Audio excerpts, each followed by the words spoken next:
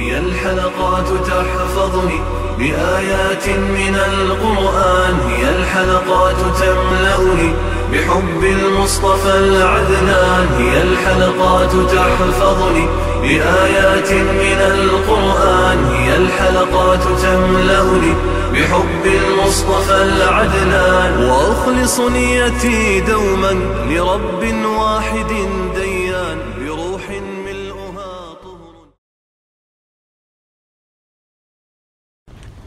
Sure Nisa tefsiri 101. ayetinden başlayıp okuyayım inşallah.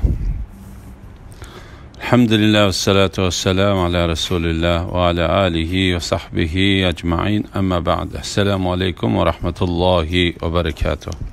Tövende diktanlığa İbn Kathir rahimahullah'ın Kur'an-ı Kerim tefsiri Uygurca tercümesi Sure Nisa 101. ayetinden başlayıp okuyayım inşallah.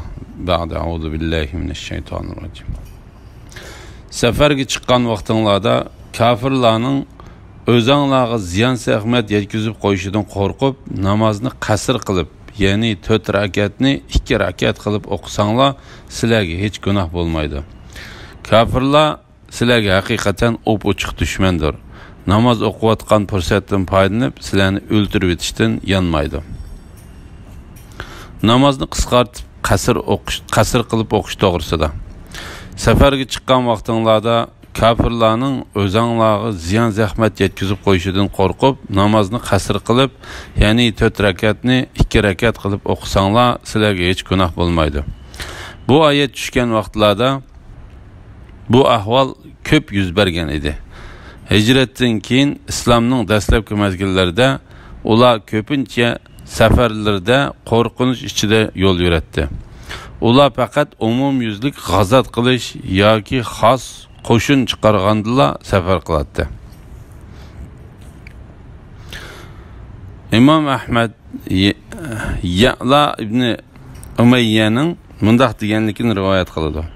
Men Umar ibn Xattobga kafirlarning o'zinglarga ziyon zahmat yetkazib qo'yishidan qo'rqib namozni qasr qilib, ya'ni 4 rakatni 2 rakat qilib o'qisanglar, sizlarga hech gunoh bo'lmaydi degan oyatni o'qib, hozir Alloh taolo kishilarni xotirjam qildi. Ya'ni Alloh taolo oyatda safarga chiqqan vaqtinglarda kafirlarning ziyon zahmat yetkazib kelishidan qo'rqqan bo'lsanglar, namozni qisqartib o'qisanglar, sizlarga gunoh yo'q edi. Amdilikda Alloh taolo sizlarga kishilarni xotirjam qildi. Endi namozni qisqartib o'qish uchun o'zri bo'ladigan sababimiz yo'q bo'lgandan keyin namozni qisqartib o'qimasak bo'lmamdi deb so'radim. Umar menga mundaq dedi: "Men sendek bu ishdan hayron qilib Payg'ambar alayhisalomdan shu to'g'risida so'ragan edim. Payg'ambar alayhisalom mundaq deb javob berdi: xotirjam bo'lgandimi, namozni qisqartib o'qishimiz Allohning sizlarga ato qilgan bir sadiqasidir. Sizlar Alloh taolaning sadiqasini qabul qilinglar." Abu Bakr ibn Abu Shayba, Abu Hanzala Hizoining mundaq deganligini rivoyat qiladi. Men Ibn Umardan safarda o'qiydigan namozning qancha rakat ekanligi to'g'risida so'ragan edim. Umar 2 rakat deb javob berdi. Ondan men Alloh taolo kafirlarning o'zinglarga ziyon zahmat yetkazib qo'yishdan qo'rqib degan tursa, biz hozir xotirjam tursak dedim. Umar shunday qilish Payg'ambar alayhisalomning sunnatidir dedi. İmam Buxoriy Anas radhiyallohu anhuning mundaq deganligini rivoyat qildi. Biz Payg'ambar alayhisalom bilan Madinadan Makkaga yo'lga chiqdik.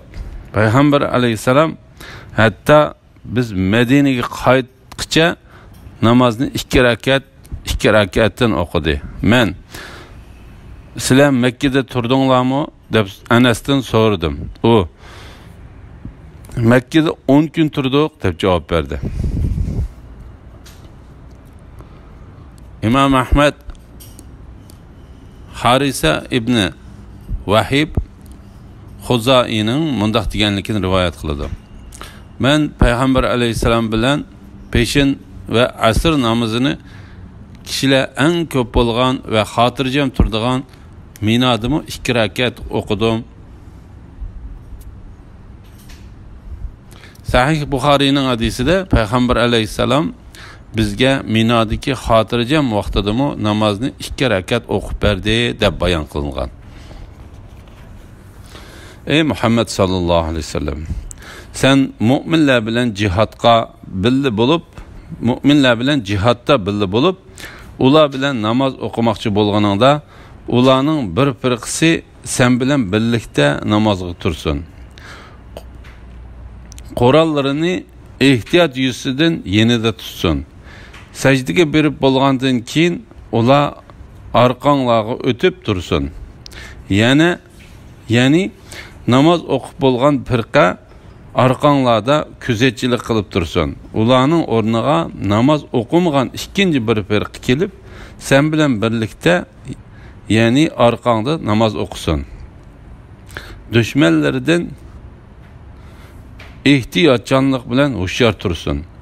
Dushmanlar bilan urushga tayyor turish yuzasidan qorallarini yenida tutsin. Kafirlar sizlarning qorallaringlardan, ashyolardan g'aflatda qilishinglarni, shuning bilan sizlarga birdilni tuyuqsizdan hujum qilishini orzu qiladi.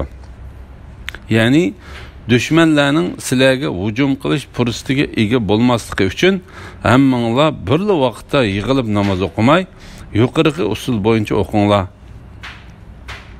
Agar sizlarga yomg'ir sabablik haraj bo'ladigan bo'lsa yoki kasal bo'lsanglar, bu chaqda qorallaringlarni qo'yib qo'ysanglar, sizlarga hech gunoh bo'lmaydi. Ehtiyotchan va hushyor bo'linglar. Alloh haqiqatan kafirlar uchun xo'rlig'uchi azob tayyorladi.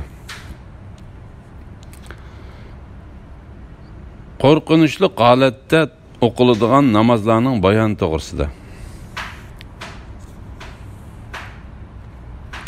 Qo'rqinchli holatda o'qiladigan namozning turi har xil bo'ladi. Chunki dushman gohi qibla tarafda bo'ladi, gohi uning boshqa tarafida bo'ladi. Namoz gohi 4 rakatlik bo'ladi, gohi mag'ribga o'xshash 3 rakat bo'ladi va gohi fajr namozi va safardagi qasr namoziga o'xshash 2 rakat bo'ladi. Namoz gohi jamoat bilan o'qiladi va gohi urush qattiq qizib ketganda jamoat bilan namoz o'qish mumkin bo'lmaydi. Ba'zida qiblaga yuzlangan va yuzlanmagan holatda, uloqqa mingan va piyoda yo'l yurgan holatda namoz o'qiydi. Ularning shu holatda namozda turib mengishi va urushni davomlashtirishi durust bo'ladi. Olimlarning ichidan ular bu holatda namozni 1 rakat o'qisa bo'ladi deganlarmi bor. Ibn Abbas radhiyallohu anhumaning tuvendiki so'zi buning pakitidir. Allah Taala namozni sizlarning payg'ambaringlarning tili orqali safarga chiqmaganda 4 rakat, safarda 2 rakat va qo'rqinchli holatlarda 1 rakat o'qishni farz qildi. Bu asarni Imom Muslim, Abu Davud, Nasa'iy va Ibn Majah qatorliqlar rivoyat qilgan. Ahmad ibn Hanbal mu qo'rqinchli holatda namoz 1 rakat o'qiladi dedi.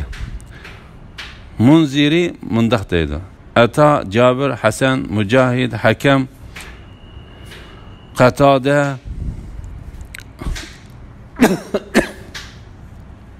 Hammad, Taus va Zahhaq qatorliqlardan mu shundaq bayon qilingan. Abu Asim Abadi Muhammad ibn Nasri Ma'ruzining mundaq deganligini rivoyat qiladi. Qo'rqinch bo'lgan chaqda fajr namozini 1 rakat o'qisin bo'ladi. Ibn Hazm mu shundaq dedi. Ishaq ibn Rahuya mundaq deydi: Qilich bilan chip urushayotgan chaqda ishorat bilan o'qigan 1 rakat namozmi kifoya bo'ladi. Kifoya qiladi. Agar uningga qodir bo'la olmasa, bir sajdami kifoya bo'ladi, kifoya qiladi. Chunki u Alloh taolani zikr qilishdir. Biz oldi bilan qo'rqinish namozining qanday o'qilganligini bayon qilishdan burun bu oyatning tushish sababini bayon qilib o'tmoqchimiz. Imom Ahmad Abu Iyash Zorqining mundaq deganligini rivoyat qildi. Biz payg'ambar alayhisalom bilan billa Asfon degan joyda edik. Mushriklar biz tarafga qarab keldi. Ularning boshlig'i Xolid ibn Valid edi. Ular bizning qibla tarafimizda edi. Payg'ambar alayhisalom bizga zuhur namozini o'qib berdi. Mushriklar mundaq deyishdi. Ular shundaq bir holatda ediki, agar biz ularga hujum qilishni xohlagan bo'lsak, tuyuqsiz hujum qila oldik. Hozir ularga asr namozining vaqti bo'ladi. Namoz ular uchun ballardan va o'zlaridan qimmatlidir. Biz ular namoz o'qiyotganda hujum qilaylik. Shuning bilan zuhur bilan asrning oralig'ida Jibril alayhisalom bu oyatni elib tushdi. Ey Muhammad sallallohu alayhi vasallam, sen mu'minlar bilan jihadda birga bo'lib, ular bilan namoz o'qimoqchi bo'lganingda namozning vaqtimi kirdi. Payg'ambar alayhisalom sahobalarga qurollarini elishga buyurdi. Shuning bilan biz payg'ambar alayhisalomning orqasida ikki saf bo'lib turdik. Payg'ambar alayhisalom ruku qildi. Bizmi ruku qildik. Payg'ambar alayhisalom rukudan 5ni ko'tardi. Bizmi 5imizni ko'tardik.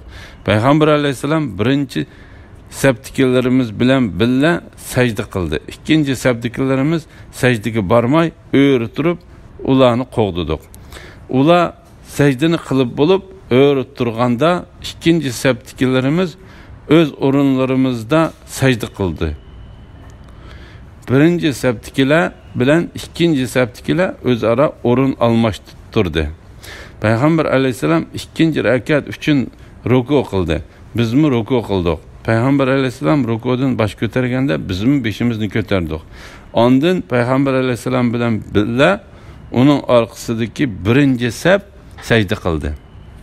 Ikkinchi safdikilar sajda qilmay o'ri turib ularni qo'g'didik. Ondan ular tashahhudda o'ltirganda ikkinchi safdikilar sajda qildik. Payg'ambar alayhisalom salom berdi. Ya'ni bizning hammamiz namozni tamomladik. Abu Iyash yana mundaq dedi. Payg'ambar alayhisalom bu namozni Asfon degan yerda bir qitim Salim jamoatining ziminida yana bir qitim o'qib berdi. Imom Buxoriy Ibn Abbas radhiyallohu anhumaning mundaq deganligini rivoyat qildi. Payg'ambar alayhisalom namozga turdi. Kishilarmi uning bilan birga turdi. Payg'ambar alayhisalom quloq qoqdi. Ularmi quloq qoqdi. Payg'ambar alayhisalom ruku qildi, kishilarmi birga ruku qildi. Ondan payg'ambar alayhisalom sajda qildi. Ularmi birga sajda qildi. Ikkinchi rakatga turganda payg'ambar alayhisalom bilan birga sajda qilgan kishilar qo'pib qarindoshlarini qo'g'didi. İkinci rakatta ikinci turkum kishilar payg'ambar alayhisalom bilan birga sajda qildi. Kishilarning hammasi namozda turgan holatda bo'lsa-mu, lekin ba'zisini qo'g'didi. Bu hadisdan payg'ambar alayhisalomning namozini 2 rakat orqasidagi sahobalarning 1 rakat o'qiganligini bilib olg'ili bo'ldi. Imom Ahmad Jabir ibn Abdullohning mundaq deganligini rivoyat qildi. Payg'ambar alayhisalom sahobalarga qo'rqinish namozini o'qib berdi. Ular payg'ambar alayhisalomning oldida bir saf, keynida bir saf bo'lib turdi. Payg'ambar alayhisalom keynidagi safda turgan kishilarga bir ruku 2 sajda qilib 1 rakat namoz o'qib berdi.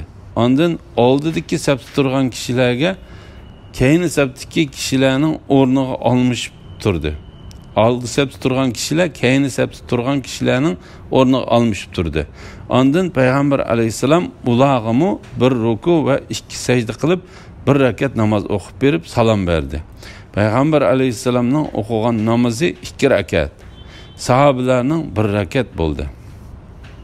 İbn Abu Hatem Salim'den onun otasining mundaq deganligini rivoyat qiladi. Ey Muhammad sallallohu alayhi vasallam, sen mu'minlar bilan jihadga jihatda birga bo'lib, ular bilan namoz o'qimoqchi bo'lganingda, bu qo'rqinch namozi haqida kelgan oyat bo'lib, payg'ambar alayhisalom ikki guruhning biriga bir rakat namoz o'qib berdi. Yani bir guruh düşmanlar tarafiga oldini qilib turdi. Düşmanlarga qarab turgan guruh kelib payg'ambar alayhisalomning keynida namozga turdi. Payg'ambar alayhisalom ularga bir rakat namoz o'qib berib salom berdi. Shuningdan keyin har bir guruh qopib bir rakatdan namoz o'qidi. Yuqoridagi hadislardan bu qo'rqinch namozining 3 xil yo'l bilan o'qildiganligini ko'rib olg'ili bo'ladi. Ba'zi olimlar oyatning oshkor ma'nosiga asosan qo'rqinch namozida qurollarni ko'tarib turish vojibdir deydi. Alloh taolaning tuvandagi oyatimi bu so'zni dalillab berdi. Agar sizlarga yomg'ir sababli haraj bo'ladigan bo'lsa yoki kasal bo'lsanglar, bu chaqda qurollaringlarni qo'yib qo'ysanglar, sizlarga hech gunoh bo'lmaydi. Ehtiyotchanlik va hushyor bo'linglar. Yani zarur bo'lganda qurollaringlarni darhol qo'lingizga olg'idek tayyor turinglar. Allah haqiqatan kofirlar uchun xo'rlig'ichi azob tayyorladi. Namozdan forig' bo'lganinglarda o'ri turgan, o'ltirgan va yotgan holatinglarda Allohni yod etinglar. Allah sizlarga dushmaninglarga qarshi yordam berishi mumkin. Xotirjam bo'lgan chig'inglarda namozni bütün shartlari bilan mukammal ado qilinglar. Shubhisizki namoz mu'minlarga vaqti belgilangan farz qilindi. Dushmanning orqasidan qo'g'lashga sustlik qilmanglar. Agar sizlar qiynalsanglar, ularmi xuddi sizlarga o'xshash qiynaldi. Sizlar ular umid qilmaydigan narsani, ya'ni shahid bo'lishni, savobni va g'albini Allohdan umid qilasizlar. Alloh hammani bilguchidir, hikmat bilan ish qilguchidir. Qo'rqinch namozidan keyin Alloh taolani ko'p zikr qilish to'g'risida.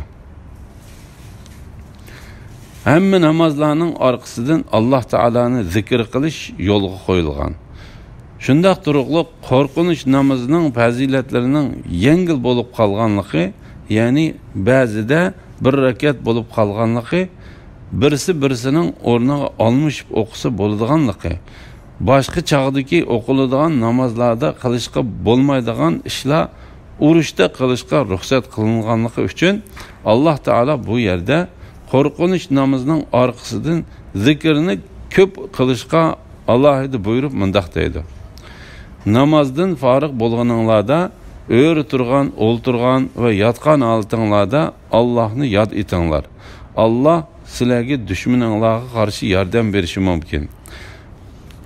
Bu Alloh taolaning urush qilish cheklangan oylar to'g'risidagi bu oyatiga o'xshashdir. Bu oylarda ularning hurmatini saqlamaslik bilan Allah çekligen günah işlerini qilish bilan o'zinglarga ziyon salmanglar. Zulm qilish bu aylardan başqa aylardımı to'salgan bo'lsa-mu, bu aylarning hurmati uchun Alloh taolo bu yerda bu aylarda zulm qilmaslikni alohida ta'kidladi. Xotirjam bo'lgan chig'inglarda namozni bütün shartlari bilan mukammal ado qilinglar. Shubhisizki namoz mu'minlarga vaqti belgilangan farz qilindi. İbn Abbas radiyallohu anhuma namozning hajga o'xshash vaqti bor. Mujahid Salim ibn Abdullah, Ali ibn Husayn, Muhammad ibn Ali Hasan, Muqatil, Suddi, Atiya, Avfi qatorliqlarmi bu vaqtda İbn Abbas radhiyallohu anhumaga o'xshash bayon qildi. Yaralangan bo'lsa-mu dushmanni qo'g'lashga rag'batlantirish to'g'risida. Dushmanning orqasidan qo'g'lashga sustlik qilmanglar. Ya'ni ularmu sizlarga o'xshash yaralandi va o'ldirildi. Alloh taolo bu vaqtda mundaq deydi. Agar sizlarga shikastlik yetgan bo'lsa, ya'ni bu jangda sizlar yaralangan va shahid bo'lgan bo'lsanglar, dushmanlarga Badr jangida o'xshashlar shikastlik yetdi. Ya'ni ular yaralandi va o'ldirildi. Sizlar ular umid qilmaydigan narsani, ya'ni shahid bo'lishni, savobni va g'albini Allohdan umid qilasizlar. Undaq bo'lgan ekan, sizlar ularga qaraganda jihad qilishga bakrak haqliqdir. Sizlar Alloh taolaning hukmini yurgizish va uni ustun qilishga nihoyatda hirismand bo'lishinglar kerak. Alloh hammani bilguchidir, hikmat bilan ish qilguchidir. Alloh taolo osmon zimindagi barliq mahluqotlarini o'rinlashtirish va idora qilishda, shar'iy hukmlarida hammani bilguchidir va hikmat bilan ish qilguchidir. Ey Muhammad sallallohu alayhi vasallam, seni kishilarning orasida Allohning ko'rsatgani bo'yicha hukm qilsin deb sana haqiqatan haq kitobni nozil qildik. Xoinlarning tarafini olmag'in. Allohdan mag'firat tiligin. Alloh haqiqatan nihoyat mag'firat qilguchidir, nihoyat mehribondir. Gunoh qilish bilan o'zlariga xiyonat qiluvchilarning tarafini olmag'in.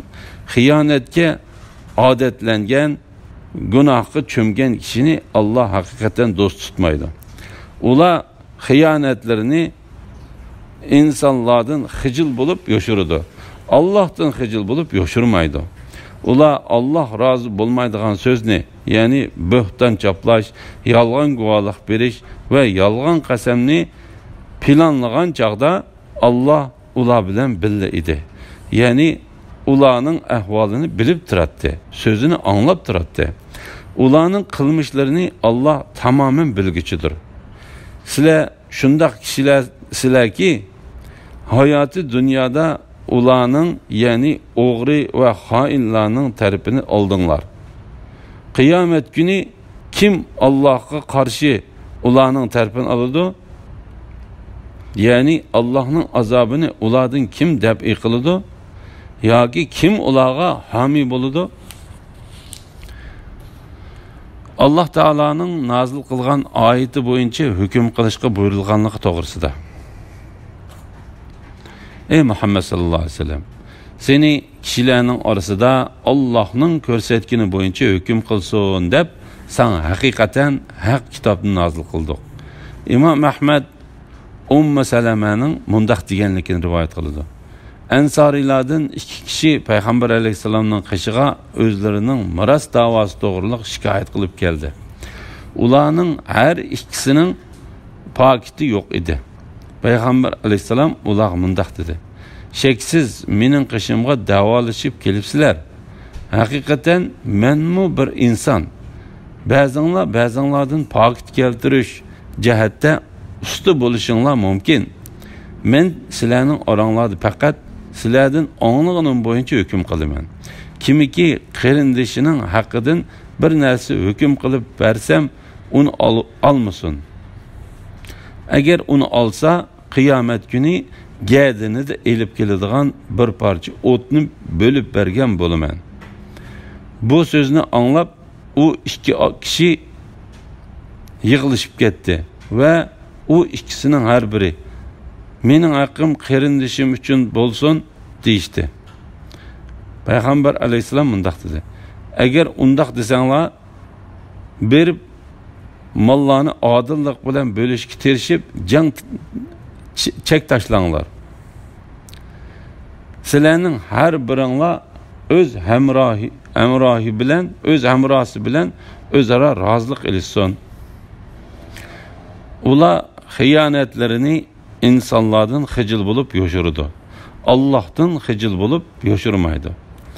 Munofiqlar o'zlarining yomonliklarini kishilarning ayiblamaslikka uchun yo'shirgan bo'lsa-mu, lekin Alloh taolaga oshkora bo'lganlik uchun bu oyatda ularni ayblagandir. Chunki Alloh taolo ularning sirlarini va dillardikini bilguchidir. Shunga Alloh taolo mundaq deydi: ular Allah razı bo'lmaydigan so'zni, ya'ni bo'hton chaplash, yolg'on guvohlik berish va yolg'on qasamni planlagan chaqda Allah ular bilan birga edi. Ya'ni ularning ahvolini bilib turadi, so'zini anglab turadi. Ularning qilmishlarini Allah tamamen bilguchidir. Bu ular uchun qilingan bir tahdiddir. Sizlar shunday kishilarki hayatı dünyada ularning, ya'ni o'g'ri va xoinlarning tarafini oldinglar. Ya'ni ularga bu dunyoda sirtqi ko'rinishiga qarab hukm qiladigan kishilar oldida o'zlarining qo'llaridagi faktlarni ko'rsatish orqali g'alaba qozondi. Qiyomat kuni ularning qilgan ishlari va yo'shirgan sirlarining hammasini biladigan zot Alloh taolaning oldida qandoq bo'lib ketar?